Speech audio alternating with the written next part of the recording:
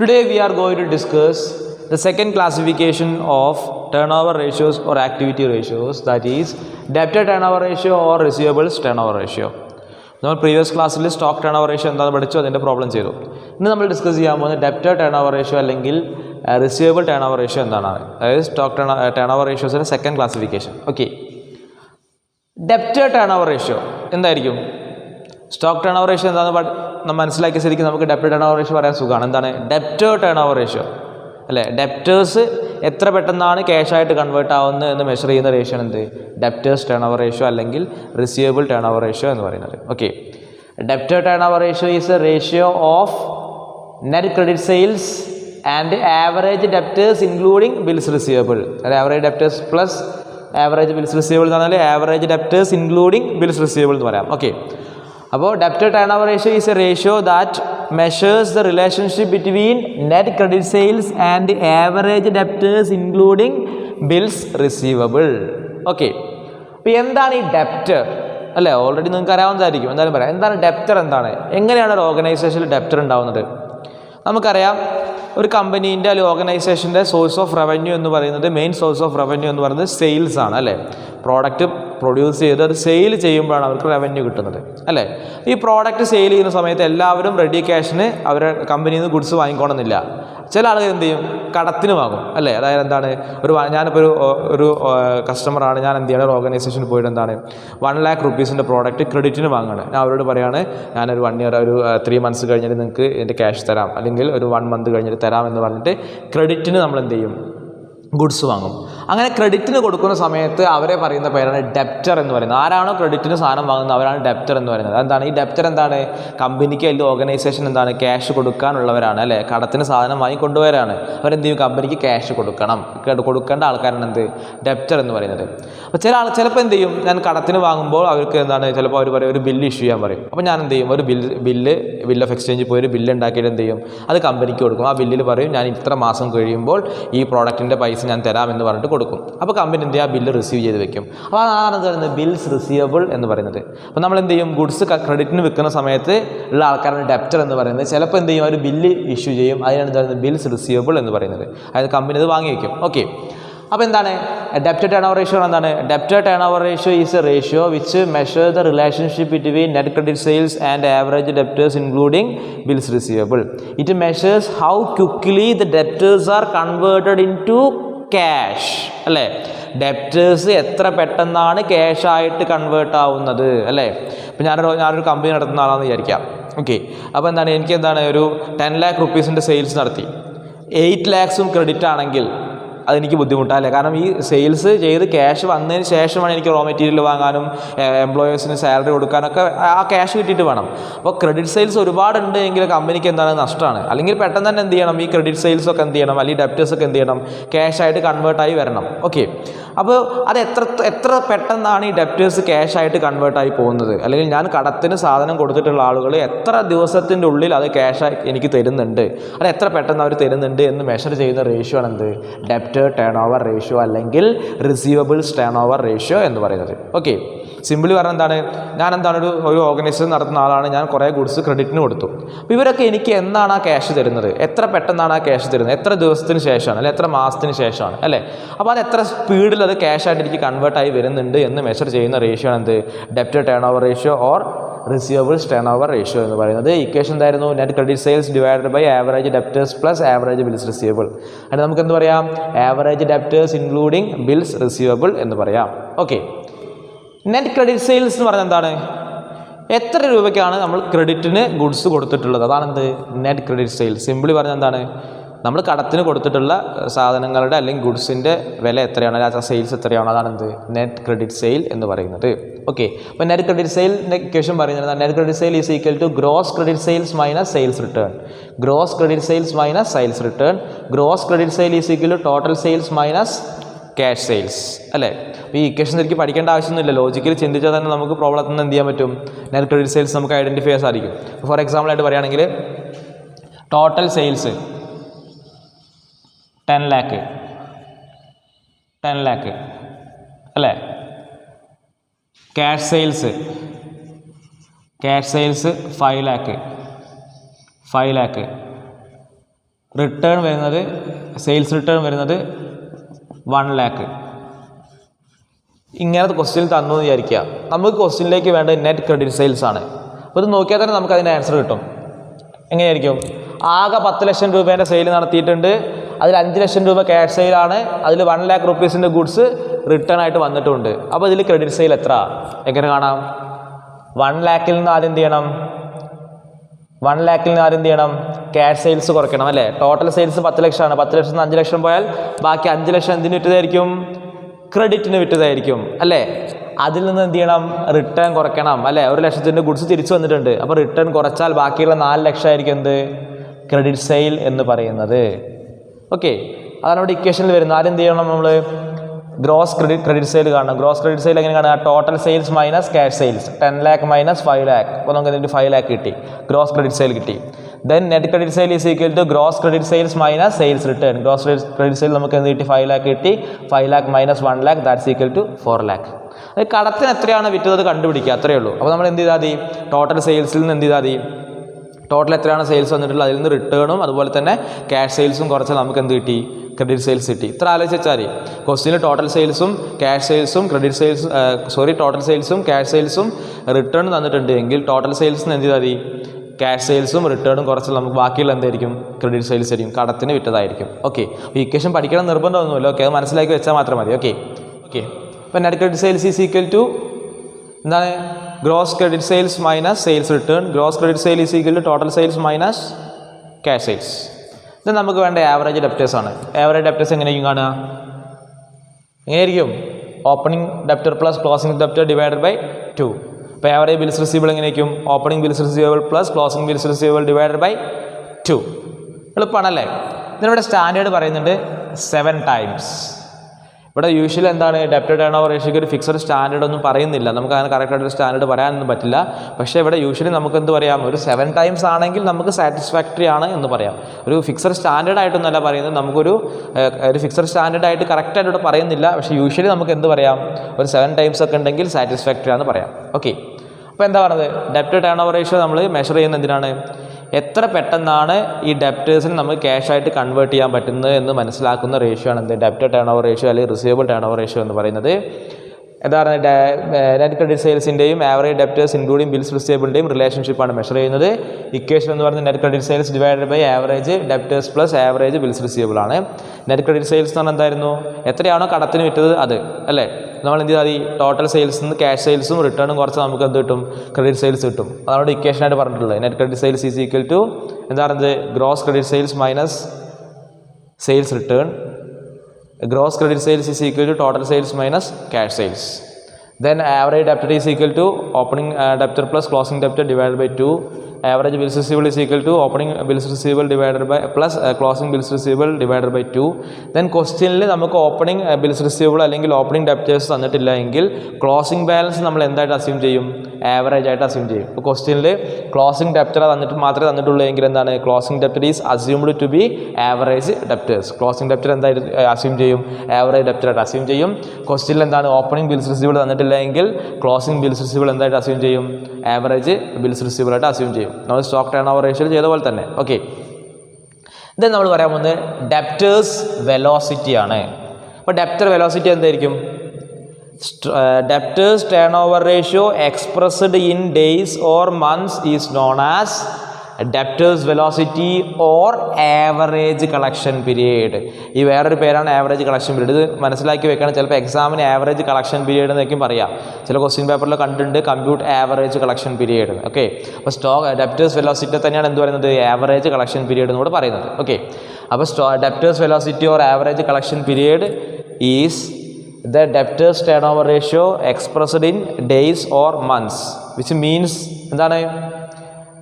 how many days the debtors are outstanding, അല്ലെങ്കിൽ എത്ര ദിവസം കഴിയുമ്പോഴാണ് ഈ ഡെപ്റ്റേഴ്സിൻ്റെ അടുത്ത് നിന്ന് ക്യാഷ് തിരിച്ചു കിട്ടുന്നത്, അല്ലെങ്കിൽ എത്ര ഡേയ്സ് ആണ് ഇങ്ങനെ ഡെപ്റ്ററായിട്ട് കിടക്കുന്നത്, ക്യാഷ് ആവാതെ കിടക്കുന്നത്, അല്ലെങ്കിൽ എത്ര ഡേയ്സ് ആണ് എത്ര മന്ത്സ് ആണ് നോക്കുന്നതാണ് എന്ത്? ഡെപ്റ്റേഴ്സ് വെലോസിറ്റി എന്ന് പറയുന്നത്. ഇപ്പോൾ എക്സാമ്പിളായിട്ട് പറയാൻ ഡെപ്റ്റർ വെലോസിറ്റി നമ്മൾ കണ്ടുപിടിച്ചു 60 days എന്ന് കിട്ടി. ഓക്കെ, 60 days എന്ന് പറഞ്ഞാൽ 2 months. ഓക്കെ, 2 months എന്ന് കിട്ടി. അങ്ങനെ പറഞ്ഞാൽ എന്താണ് അർത്ഥം? 60 ദിവസം കഴിയുമ്പോഴാണ് ഈ കടത്തിന് വാങ്ങിയ ആൾക്കാരൊക്കെ എന്ത് ചെയ്യുന്നത്, ഈ ക്യാഷ് കൊണ്ടുത്തരുന്നത് കമ്പനിക്ക് അല്ലേ. അല്ലെങ്കിൽ 2 മാസം വരെ നമ്മൾ എന്ത് ചെയ്യണം, വെയിറ്റ് ചെയ്ത് നിൽക്കണം. ഈ ഡെപ്റ്റർ ക്യാഷായി കിട്ടാൻ വേണ്ടിയിട്ട് എന്ത് ചെയ്യണം, നമ്മൾ വെയിറ്റ് ചെയ്ത് നിൽക്കണം. അപ്പോൾ നമ്മുടെ ഡെപ്റ്റർ ടേൺ ഓവർ റേഷ്യോ ഡേയ്സിലോ അല്ലെങ്കിൽ മന്ത്സിലോ കാണിക്കുന്നതാണ് എന്ത്, ഡെപ്റ്റേഴ്സ് വെലോസിറ്റി അല്ലെങ്കിൽ ആവറേജ് കളക്ഷൻ പീരീഡ് എന്ന് പറയുന്നത്. അപ്പോൾ ആവറേജ് കളക്ഷൻ പീരീഡ് എത്രത്തോളം കുറയുന്നോ അത്രത്തോളം കമ്പനിക്ക് നല്ലതാണല്ലേ. ഒരാഴ്ച കഴിയുമ്പോഴൊക്കെ അവരെ ക്യാഷ് കൊണ്ടുത്തരുന്നത് നമുക്ക് സുഖമാണ്. ആ ക്യാഷ് വെച്ചിട്ട് നമുക്ക് എന്ത് ചെയ്യാം, റോ മെറ്റീരിയൽസ് വാങ്ങാം, നമ്മുടെ കമ്പനിയുടെ ബാക്കിയുള്ള എക്സ്പെൻസുകളൊക്കെ മീറ്റ് ചെയ്യാം. ഇത് എത്രത്തോളം നീണ്ടുപോകുന്ന അത്രത്തോളം കമ്പനിക്ക് ബേർഡനാണ്. കാരണം എന്താണ്, ക്യാഷിന് വേണ്ടിയിട്ട് വേറെ എന്തെങ്കിലും അറേഞ്ച്മെൻറ്റ് നോക്കേണ്ടി വരും. അപ്പോൾ എത്രത്തോളം ഡെപ്റ്റേഴ്സ് വെലോസിറ്റി കുറയുന്നോ അത്രത്തോളം കമ്പനിക്ക് നല്ലതാണ്. അപ്പോൾ ഡെപ്റ്റർ വെലോസിറ്റി കുറയണമെങ്കിൽ എന്ത് ചെയ്യണം, debtors turnover ratio maximum ആവണം അല്ലെ. ഹൈയിലേക്ക് stock turnover ratio increase ചെയ്യുമ്പോൾ എന്തുണ്ടാവും, ആവറേജ് കളക്ഷൻ പീരീഡ് അല്ലെങ്കിൽ debtors turnover ratio increase ചെയ്യുമ്പോൾ എന്തുണ്ടാവും, ഡെപ്റ്റേഴ്സ് വെലോസിറ്റി കുറയുക ചെയ്യുക. ഓപ്പോസിറ്റ് റിലേഷനാണ്. ഓക്കെ, അപ്പോൾ ഡെപ്റ്റ് വെലോസിറ്റി അല്ലെങ്കിൽ ആവറേജ് കളക്ഷൻ പീരീഡ് എത്രത്തോളം കുറയുന്നു അത്രത്തോളം എന്താണ്, കമ്പനിക്ക് ഗുഡാണ്. അല്ലെങ്കിൽ എന്താണ്, അവരുടെ ഡെപ്റ്റേഴ്സ് പെട്ടെന്ന് തന്നെ ക്യാഷായിട്ട് കൺവേർട്ട് ചെയ്യുന്നുണ്ടെന്ന് പറയാം. ഓക്കെ, ദെൻ ഡെപ്റ്റ് വെലോസിറ്റി കണ്ടുപിടിക്കാനുള്ള ഇക്വേഷൻ പറയുന്നുണ്ട്. നേരത്തെ പറഞ്ഞ പോലെ തന്നെയാണ് അവർ എന്താണ്, number of days or months in an year divided by ഒരു ഡെപ്റ്റ് വെലോസിറ്റി. അപ്പോൾ ഡെപ്റ്റ് ടേൺ ഓവർ റേഷ്യോ. ദെൻ നമുക്ക് എന്ത് ചെയ്യാം, വേറൊരു ഇക്വേഷൻ പറയുന്നുണ്ട്, ഡയറക്റ്റ് ഇക്വേഷൻ പറയുന്നുണ്ട്. നമ്മൾ എന്ത് ചെയ്യുക, ഡെപ്റ്റ് ടേൺ ഓവർ റേഷ്യോനെ തിരിച്ചിടുക. അപ്പോൾ എന്ത് വരും, average debtors or average bills receivable divided by net credit sales into number of days or months in an year. രണ്ട് ഇക്വേഷൻ പറയുന്നത് ഏതൊക്കെയാണ്, number of days or months in an year divided by ഡെപ്റ്റ് turnover ratio or average debtors plus average bills receivable divided by net credit sales into number of days or months in an year. Okay, so let's conclude. Debtor turnover ratio or receivable turnover ratio is a ratio which expresses the relationship between net credit sales and the average debtors including bills receivable. It's measure how quickly the debtors are converted into cash. Then here we have equation of debtor turnover ratio. Debtor turnover ratio is equal to net credit sales divided by average debtors plus average bills receivable. Net credit sales means the amount of sales done by way of credit. The equation is net credit sale is equal to gross credit sales minus sales return. Gross credit sale is equal to total sales minus cash sales. Here average debtor is equal to opening debtor plus closing debtor divided by 2. Average bills receivable is equal to opening bills receivable divided by plus closing bills receivable divided by 2. If there is opening bills receivable not given, the closing bills receivable is taken as average bills receivable. And also if the opening debtor is not given, then the closing debtor is taken as average debtors. Then we have discussed the debtor velocity or average collection period. Debtor velocity or average collection period is the debtor turnover ratio expressed in days or months. Okay, so the debtor turnover ratio expressed in days or months is known as debtor velocity or average collection period. Then here we have equation of calculating average collection period, that is number of days or months in an year divided by debtor turnover ratio. And another definition is average debtors plus bills receivable divided by net credit sales into number of days or months in an year. Okay, I think all of understand these equations. Now we have move on to a problem of debtor turnover ratio. So I am going to read the question. From the following information, calculate debtor turnover ratio. Total sales for the year 1,75,000. Cash sales 20% on total sales. Sales return 20,000. Sundry debtors, opening stock തന്നിട്ടുണ്ട്, closing stock തന്നിട്ടുണ്ട്. Okay, നമ്മളോട് കാണാൻ പറഞ്ഞിട്ടുള്ളത് debtor turnover റേഷ്യോയും debtors വെലോസിറ്റിയുമാണ്. Okay, അപ്പോൾ ആദ്യം നമുക്ക് എന്ത് ചെയ്യാം, ഇക്വേഷൻ എഴുതാം. Debtor turnover ratio is equal to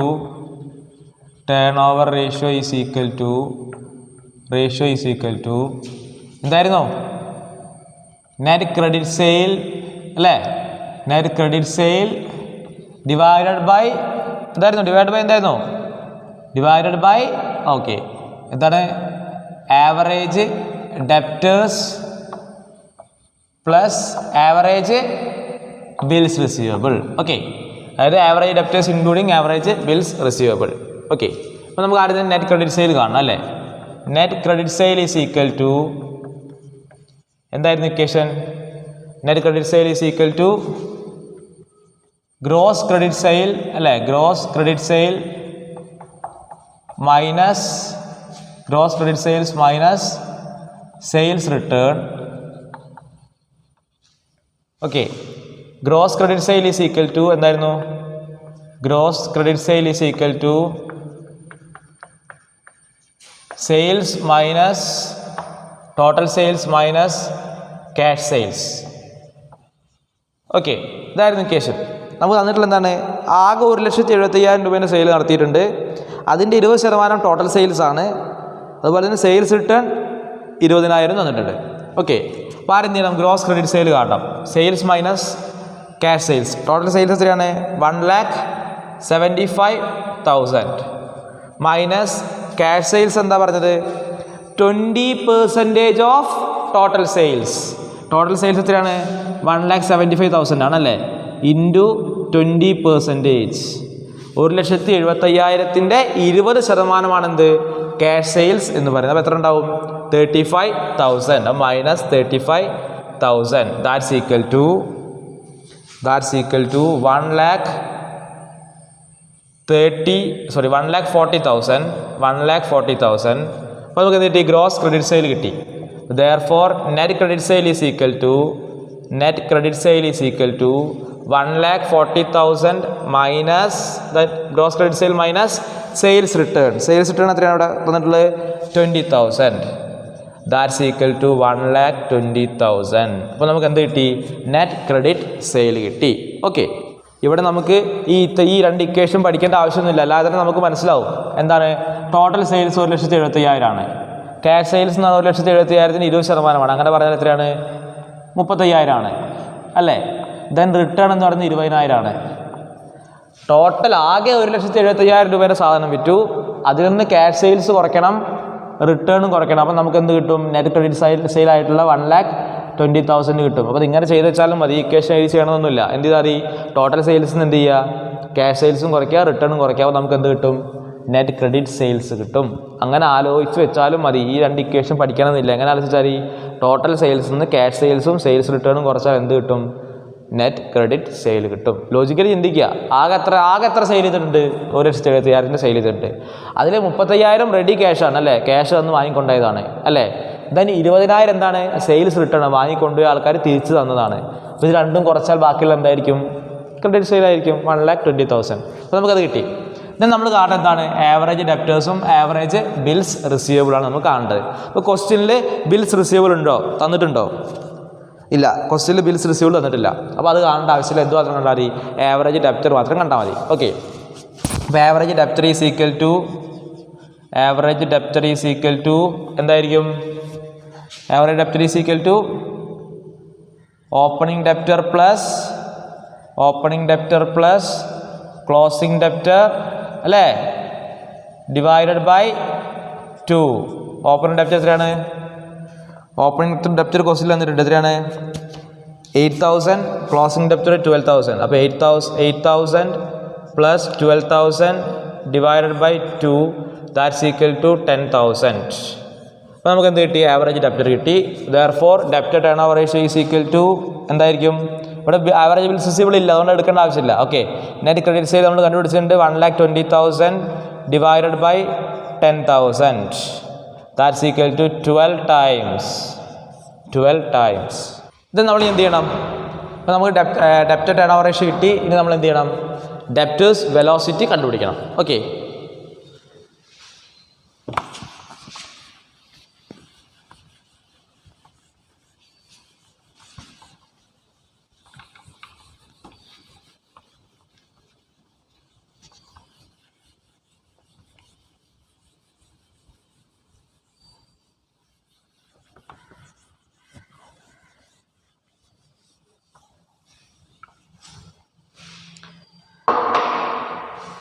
debtors velocity indication എന്തായിരുന്നു?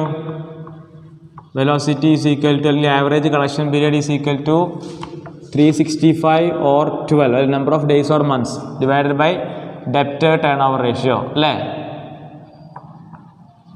Turn over ratio. സോ ഡേയ്സിലാണെങ്കിൽ 365 ഡിവൈഡഡ് ബൈ 12 മന്ത്സിലാണെങ്കിലോ 12 divided by 12 that's equal to 1 month. ഡേയ്സിലാണെങ്കിലോ 365 divided by 12 എത്രയായിരുന്നു?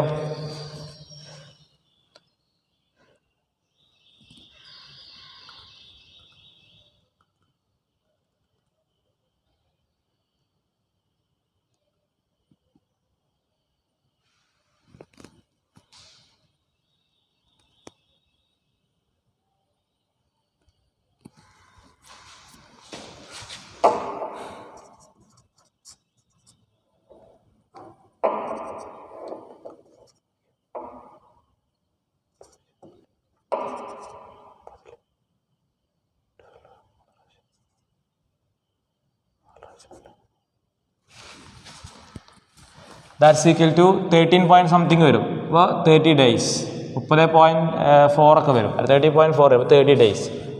ഓക്കെ, അപ്പോൾ നമുക്ക് എന്ത് മനസ്സിലായി? ഈ ഒരു ഓർഗനൈസേഷൻ്റെ സ്റ്റോക്ക് ടേൺ ഓവർ റേഷ്യോ എന്ന് 12 times ആണ്. അതുപോലെ തന്നെ എന്താണ്, അത് ഡേയ്സിലേക്ക് കാണിക്കുമ്പോൾ 30 ദിവസമാണ്, മന്ത്സിലേക്ക് ആവുന്ന സമയത്ത് 1 month ആണ്. അങ്ങനെ പറഞ്ഞാൽ എന്താണ്, ഡെപ്റ്റർ ക്യാഷായിട്ട് കൺവേർട്ട് ചെയ്യാൻ ഒരു മാസം അല്ലെങ്കിൽ 30 ദിവസം എടുക്കുന്നുണ്ട്. അപ്പോൾ 30 ദിവസം കഴിയുമ്പോഴേക്കും എന്ത് ചെയ്യും, അവർ ഡെപ്റ്റേഴ്സൊക്കെ ക്യാഷ് കൊണ്ടുത്തരും. അല്ലെങ്കിൽ 30 ദിവസം മാത്രമാണ് ഡെപ്റ്റേഴ്സ് ഔട്ട്സ്റ്റാൻഡിങ് ആയിട്ട് കിടക്കുന്നത് അല്ലേ. അപ്പോൾ 30 ദിവസം കഴിയുമ്പോഴേക്കും നമുക്ക് എന്താണ്, കടത്തിന് വിറ്റാലും ആ ക്യാഷൊക്കെ നമുക്ക് എന്ത് കിട്ടുന്നുണ്ട്, റിക്കവർ ചെയ്ത് കിട്ടുന്നുണ്ട്. അപ്പോൾ നമുക്ക് എന്ത് പറയാം, 30 days ഒക്കെ ആയതുകൊണ്ട് എന്താണ്, കുറച്ച് ദിവസമേ ഉള്ളൂ അല്ലേ. അതുപോലെ തന്നെ എന്താണ്, സ്റ്റാൻഡേർഡ് 7 times പറയുന്നത്, 12 times നമുക്ക് കിട്ടിയിട്ടുണ്ട്. അതുകൊണ്ട് നമുക്ക് എന്ത് പറയാം, ഡെപ്റ്റർ മാനേജ്മെൻറ്റ് എന്ന് പറയുന്നത് ഗുഡാണ്. കമ്പനിക്ക് എന്താണ്, പെട്ടെന്ന് തന്നെ ഡെപ്റ്റർ ക്യാഷായിട്ട് കൺവേർട്ട് ചെയ്ത് കിട്ടുന്നുണ്ട് എന്ന് നമുക്ക് എന്ത് ചെയ്യാം, ഇൻ്റർപ്രിട്ടേഷനിലേക്ക് എത്താൻ സാധിക്കും. Okay, so that's all today.